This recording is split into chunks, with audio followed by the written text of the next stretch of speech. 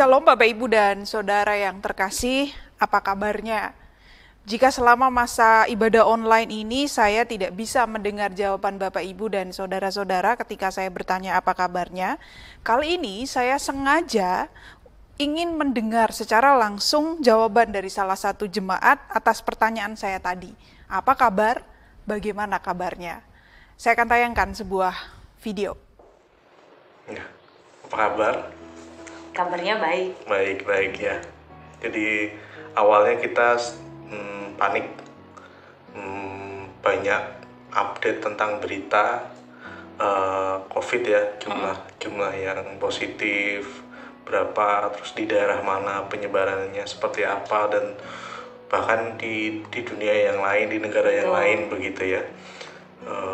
Karena kita merasa perlu saat itu, kita merasa perlu untuk tahu berapa orang yang sudah positif gitu ya. Semakin dekat daerahnya dengan kita jadi semakin panik gitu. Iya, dan di saat melihat bahwa di Tambun, di tempat Bapak Ibu tinggal ya, itu udah zona merah zona merah, kita juga panik, mengalami kepanikan dan memaksa bernegosiasi awalnya, tapi setelah itu memaksa Bapak Ibu untuk ke Cikarang karena memang Bapak Ibu itu punya kegiatan usaha di rumah ya, warung seperti itu, dan berinteraksi dengan banyak orang yang kita tidak tahu dari mana asalnya, dan ya pasti posibilitasnya jadi tinggi ya.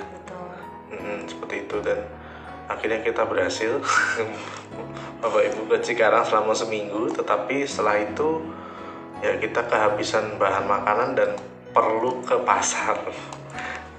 Bahan makanannya maksudnya sayur gitu, karena di warung kan nggak kehabisan. Tapi itu bentuk kepanikan juga, karena sempat juga ditanya, kita masih punya karung beras berapa gitu kan, masih cukup gitu. Jadi sampai seperti itu gitu, kita kepikiran hal-hal yang terlalu jauh lah seperti itu. Tapi memang waktu ke pasar sekali itu agak kita deg-degan juga sih. Pertama kali ke pasar kita udah siapin sarung tangan, pakai masker, pakai baju lengan panjang, terus bahkan pakai celana panjang dan sepatu, dan itu agak aneh ya kalau ke pasar ya. Tapi setelah melihat kerumunan juga kita nggak langsung masuk seperti itu ya, kita tunggu agak sedikit, nggak terlalu berkerumun begitu, terus kita mulai membeli beberapa yang kita butuhkan. Tetapi memang pas pulangnya tetap aja sih ngerasa seolah-olah tenggorokannya tiba-tiba badannya panas, itu psikosomatis. Kayak gitu. Kita mengalami juga seperti itu. Ya teman, banyak hal positif ya, akhirnya kita menerima lah. Kita bisa mencoba untuk menerima awalnya, dan kita harus belajar keterampilan baru pekerjaan ya, di sekolah. Banyak keterampilan baru, banyak belajar aplikasi-aplikasi, menjadi lebih kreatif, dan kalau di rumah kita bisa lebih banyak olahraga, kemudian jadi ngurusin rumah, belajar masak. Hal-hal yang esensial yang mungkin selama ini kita nggak terlalu pikirkan menjadi prioritas begitu. Dan memang kalau di pekerjaan itu juga kita sempat panik, karena kalau di bidang saya di manufaktur itu banyak orderan yang menurun ya dari customer. Terus kita juga banyak mendengar berita di beberapa perusahaan yang mengalami PHK, bahkan ada yang tutup seperti itu ya. Itu juga menjadi kepanikan tersendiri ya. Jadi pokok doanya panjang lah ketika masa awal-awal seperti itu ya. Tapi ya pada akhirnya kita berpikir kita harus berdamai dalam kondisi seperti ini, dan kita mencoba untuk melihat hal-hal yang esensial.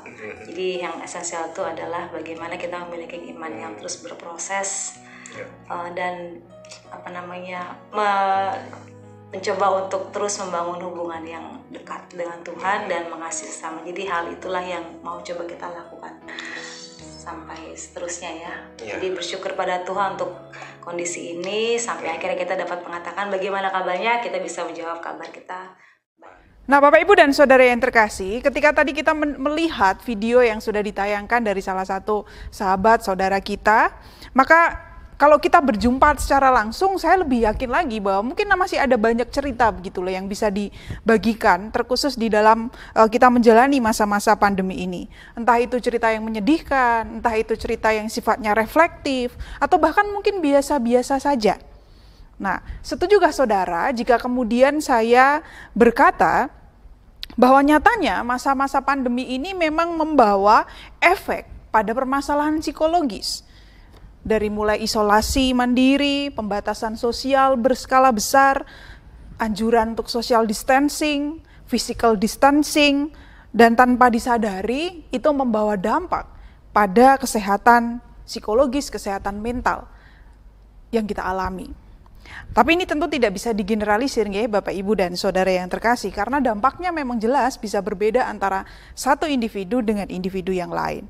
Oleh karena itu saya ingin berbagi bahwa di dalam menghadapi masa-masa ini, setidaknya ada 3 fase yang sangat wajar dialami oleh manusia. Yang pertama, yang kita namakan sebagai fase disrupsi. Jadi di dalam fase ini, manusia atau seseorang mulai mengalami perubahan pola hidup, perubahan rutinitas sehari-hari. Dia mulai merasa kebebasanku sudah hilang, karena tidak bisa lagi bepergian, kemana-mana juga ada pembatasan dan lain sebagainya. Tidak hanya itu, berbagai informasi yang beredar mengenai pandemi juga membuat hidup ini terasa begitu mencekam. Tidak sedikit yang kemudian mengalami kecemasan yang berlebihan karena khawatir tertular, sulit konsentrasi, dan kemudian diikuti oleh perubahan pola makan mungkin atau pola tidur. Itu fase yang pertama. Lalu fase yang kedua yang disebut sebagai fase disorientasi. Pada fase ini orang dipenuhi kebingungan dan ketidakpastian. Dan di tahap ini mungkin saudara sudah mulai merasa lelah secara mental karena merasa, ya kapan ya pandemi ini akan berakhir? Tidak ada satupun yang tahu. Saudara juga mulai bisa mengalami perasaan kehilangan kendali atas diri sendiri. Maka orang menjadi lebih sensitif, mungkin menjadi lebih mudah marah, lebih cepat tersinggung, mungkin dia juga entah kenapa jadi mudah sedih seperti itu. Nah, belum lagi jika fase disorientasi ini kemudian berjumpa dengan keberadaan bahwa kita kehilangan pekerjaan kita. Maka orientasinya menjadi semakin agak membingungkan, begitu nggih. Ditambah daya beli yang juga mulai menurun, barang-barang juga mungkin mulai langka, semua rencana sulit tercapai, yang sudah direncanakan tidak sesuai dengan target. Dan ini akan membuat kehidupan kok rasanya berjalan lambat, penuh kejenuhan dan juga kekhawatiran. Itu fase yang kedua. Lalu fase yang ketiga, ini adalah fase acceptance. Kita katakan ini adalah fase penerimaan. Jadi ini fase, di dalam fase ini kita mulai bisa menerima atas standar normal yang baru yang sudah muncul. Ketika saudara telah berhasil melewati fase-fase sebelumnya, fase 1 dan 2, maka saudara akan bisa menerima kondisi hari ini tanpa syarat begitu, diikuti dengan mulai bisa berdamai dengan keberadaan diri dan lain sebagainya. Dan pada akhirnya saya menyadari secara pribadi bahwa di dalam menghadapi pandemi ini, manusia memang lemah kok. Manusia itu memang mudah cemas. Manusia itu memang mudah takut. Bahkan di tengah kemajuan teknologi, manusia pun rupanya masih saja rapuh. Bukankah kalau kita perhatikan akhir-akhir ini kita juga mendengarkan informasi bahwa mutasi-mutasi yang terjadi di dalam diri virus itu nyatanya juga tidak selalu bisa diantisipasi oleh sains. Kurang lebih butuh setelah berapa waktu ini, kurang lebih mungkin 4 bulan dari awal kita mengalami ini sejak diumumkan secara internasional Bapak Ibu. Faktanya laboratorium yang canggih di banyak negara maju pun juga belum mampu untuk benar-benar menemukan vaksin. Meskipun konon telah bisa dipetakan begitu loh struktur informasi genetik dari virus ini. Bapak Ibu dan Saudara yang terkasih, menghadapi rasa cemas dan ketakutan di dalam diri manusia, maka manusia membutuhkan hal-hal yang bisa melegakan, yang bermuara pada janji keselamatan, dan itu rupanya tidak sepenuhnya bisa dijawab oleh teknologi. Di mana manusia mendapatkan hal yang seperti itu? Di mana manusia bisa mendapatkan kelegaan yang seperti itu di tengah segala kondisi psikologis yang drop, yang takut, yang penuh kekhawatiran, penuh kegelisahan. Ketika teknologi mungkin tidak bisa memberikan kelegaan itu, orang mulai berlari kepada agama. Agama diyakini sebagai salah satu jalan untuk manusia mendapatkan kelegaan secara psikologis. Dengan kata lain, di dalam agama ada obat terhadap kecemasan dan ketakutan. Banyak orang Kristen yang kemudian memakai Matius 11 ayat 28 sampai 29 yang menjadi bacaan kita hari ini sebagai jaminan kelegaan psikologis atas kondisi hidup yang mencekam. Marilah kepadaku semua yang letih lesu dan berbeban berat, aku akan memberikan kelegaan kepadamu. Pikulah kuk yang kupasang dan belajarlah padaku, karena aku lemah lembut dan rendah hati, dan jiwamu akan mendapatkan ketenangan. Saya yakin banyak juga jemaat GKJ Bekasi Timur yang mengingat ayat ini di saat kondisi psikisnya sedang drop, di saat ada kekhawatiran, kecemasan, dan ketakutan. Kalau saya tanya pasti banyak ya Bapak Ibu dan Saudara yang terkasih yang memakai Matius 11 ayat 28 sampai 29 ini sebagai ayat emas, ayat yang menguatkan. Tapi mari hari ini kita akan pahami bersama apakah yang menjadi latar belakang konteks dari ayat ini dan seberapa tepatkah kita sudah memahami ayat ini di dalam konteks kita yang secara psikologis terdampak oleh pandemi ini. Mari kita perhatikan, pengertian kata kuk ini bisa dimengerti dengan mudah bagi orang-orang yang mempunyai latar belakang Yudaisme, Bapak Ibu. Sebagaimana Injil Matius, ini memang ditujukan untuk orang-orang Yahudi. Jadi besar kemungkinan yang jemaat di mana Matius mengirimkan surat ini mudah sekali mengerti apa yang dimaksud dengan kuk. Jadi di dalam keyakinan Yudaisme ada sebuah upacara yang bernama bar mitzvah, Bapak Ibu dan Saudara yang terkasih. Di mana di dalam acara itu seorang anak Yahudi yang berumur 12 atau 13 tahun, dia wajib mengikuti upacara untuk menjadi katakanlah anak hukum. Jadi secara simbolis di dalam upacara ini anak itu akan melakukan yang namanya aliyah atau naik pada bernah menghadap mimbar untuk menerima kuk hukum Taurat. Dan ahli Taurat dan orang Farisi telah meletakkan beban yang sangat berat dengan menambah hukum-hukum Taurat Musa yang berasal dari tradisi rabbinik. Sekurang-kurangnya ada 600-an lebih hukum. Jadi terbayang beban psikologisnya. Melakukan 10 hukum saja sudah berat Bapak Ibu, apalagi kok 600-an lebih hukum. Belum beban psikologisnya jika seseorang tidak melakukan atau tidak memenuhi hukum-hukum itu. Dan di dalam bacaan pertama, Paulus juga menggambarkan kok kondisi umum dirinya dalam keberadaannya ketika berhadapan dengan hukum Taurat. Seringkali manusia itu tahu loh apa yang baik dan yang benar. Tetapi ketika ingin melakukannya malah mendapati dirinya, loh kok aku melakukan hal yang sebaliknya. Jadi dosa itu tidak bisa dihindarkan hanya dengan Bapak, Ibu, dan Saudara dan saya itu tahu hukum Tuhan apa, 600-an itu lebih tadi nggih. Dosa itu tidak bisa dihindarkan hanya dengan kita tahu hukum. Karena dosa itu sifatnya berakar di dalam daging. Kebiasaan-kebiasaan buruk, prasangka-prasangka, semuanya itu seolah-olah telah menjadi satu begitu loh. Di dalam sistem saraf kita, di dalam bagian tubuh kita.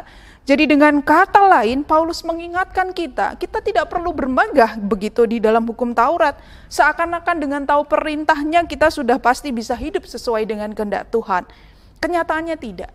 Semua hal yang kita lakukan itu hendaknya berakar pada prinsip pertama hukum kasih, yaitu karena cinta kita kepada Allah. Dan dalam kesadaran betapa beratnya hukum Taurat, Yesus kemudian mereformulasi hukum Taurat yang rumit itu tadi, sehingga kuk atau halakha, petunjuk moral yang kemudian kita kenal sebagai hukum kasih, yang disebutkan oleh Yesus di ayat 28 dan 29 itu dikatakan sebagai enak, lebih ringan.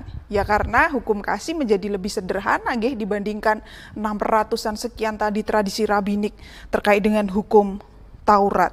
Hukum Taurat selama ini telah membebani kondisi psikologis begitu umat-umat Yahudi pada saat itu, sehingga mereka mengalami tekanan yang tidak mudah dalam kehidupan beragamanya, dan dalam kondisi psikologis yang seperti itulah Yesus kemudian mengungkapkan apa yang dia katakan di ayat 28 sampai 29. Marilah semua yang letih lesu dan berbeban berat, aku akan memberikan kelegaan kepadamu.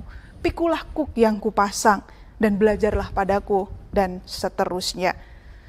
Dengan demikian, Bapak, Ibu, dan Saudara yang terkasih, benar adanya bahwa ayat 28 sampai 29 tersebut memang dimaksudkan oleh Yesus untuk memberikan kelegaan secara psikologis pada orang-orang Yahudi yang saat itu merasa begitu terbeban dengan beratnya hukum Taurat. Tapi kan bukan dalam artian hukum dan kuk itu kemudian sama sekali hilang, nggih. Kan tidak, nggih Bapak Ibu. Kita tetap diajak untuk mewujudkan hukum kasih sebagai kuk yang baru yang ditawarkan oleh Yesus. Jadi, jika hari ini saudara juga sering memakai ayat itu tadi sebagai ayat yang melegakan saudara secara psikologis di dalam masa-masa pandemi ini, jangan juga kemudian lupa latar belakang dari teks ini, bahwa meskipun kuk hukum Taurat yang banyak dan membebani itu tadi sudah direformulasi oleh Yesus dan menjadi kuk hukum kasih, kita tetap ditantang untuk memikul hukum kasih itu tadi, mewujudkannya. Bagaimana saya harus mewujudkannya? Sederhana saja Bapak Ibu dan Saudara yang terkasih. Jika saudara sudah merasakan kelegaan secara psikologis karena mendengar ayat 28-29 tadi, dan artinya saudara sudah sampai di fase yang ketiga yang saya sebutkan di awal sebagai fase acceptance atau penerimaan. Kita juga harus ingat bahwa mungkin di luar sana masih banyak orang yang berada di fase pertama, disrupsi, atau fase kedua, disorientasi, yang hidupnya masih lemah, masih khawatir, masih takut, secara ekonomi mungkin juga mulai jatuh. Maka pada situasi itulah kuk hukum kasih itu harus kita wujudkan. Kasihilah sesamamu manusia seperti dirimu sendiri. Kasihi mereka, hadirlah untuk mereka dan tolonglah mereka. Jika kelegaan yang saudara dapatkan dari ayat 28 sampai 29 atau katakanlah dari agama itu tadi hanya untuk saudara sendiri, yaitu artinya agama sekedar menjadi sebuah candu bagi diri kita sendiri. Saudara tentu tahu apa itu candu. Candu itu memabukkan. Candu itu melemahkan, tetapi candu itu juga menyenangkan untuk diri kita sendiri. Jangan sampai ketika kita beragama di masa-masa yang berat ini, kemudian kita hanya sibuk dengan nasihat-nasihat yang bagus, yang melegakan diri kita. Seperti ayat 28-29 tadi, dan kemudian dipek dewe begitu loh. Dipakai sendiri, dinikmati sendiri. Karena itu, jika saudara-saudara membaca teks di dalam bacaan Injil hari ini, jangan lupa ada unsur sosial dalam kuk hukum kasih yang diberikan oleh Yesus kepada kita. Hadirlah juga untuk orang lain yang masih terbeban secara psikologis. Dengan demikian, hukum itu dibuat bukan untuk mematikan, melainkan membagikan kelegaan dan kehidupan bagi orang lain. Amin.